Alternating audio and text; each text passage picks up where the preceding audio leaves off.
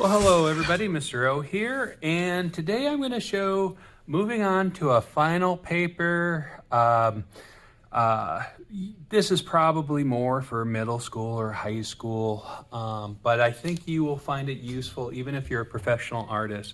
I'm going to show you a student example, a very talented student, and see how, as you can imagine, with doing ink, this was dip pen and ink and brush ink too, where they can grab this paper without actually grabbing the artwork.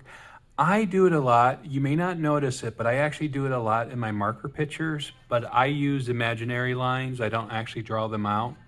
But for like a student in middle school or high school, sometimes it's best to have those borders firm.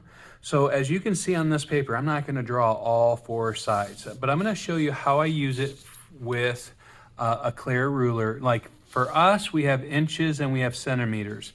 And I use the centimeter side. And do you see the number 2? And do you see the number 22? I actually use the 2s to line up my paper.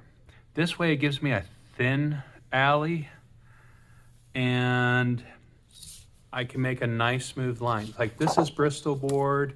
I could be erasing 3/4 of this. Like I could be doing a character, but I don't want to go to the edge.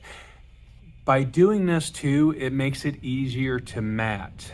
Now, could I have a white edge when it comes to matting? It's the risk you take. But it allows me that I don't put anything important at the very bottom or the edges of the paper too. I do have a bigger paper. So how do you do a larger paper?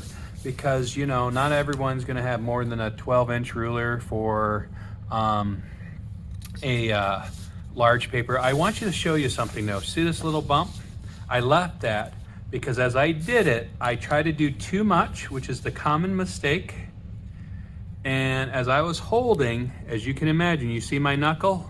I hit my knuckle, and that's a knuckle print there. Not a big deal. So going to this final paper, same thing. When you go longer with it, just go to the 2 and the 22. But here's the key. Don't try to do all 12 inches. I just stop and I line up again with the 2. There's some overlapping going on, and the 22. And it makes it easy peasy. It doesn't matter if this paper's 56 inches, I'll be able to do that. And like I said, in this picture, she was able to ink, but sometimes you'll just take a kneaded eraser and you will erase. So guys, I hope that makes sense how to go to final paper and maybe why it's important to go to final paper. Most of you will be doing drawing paper or Bristol board, but you might even be using watercolor paper and stuff like that. So, just so I don't forget, you are amazing.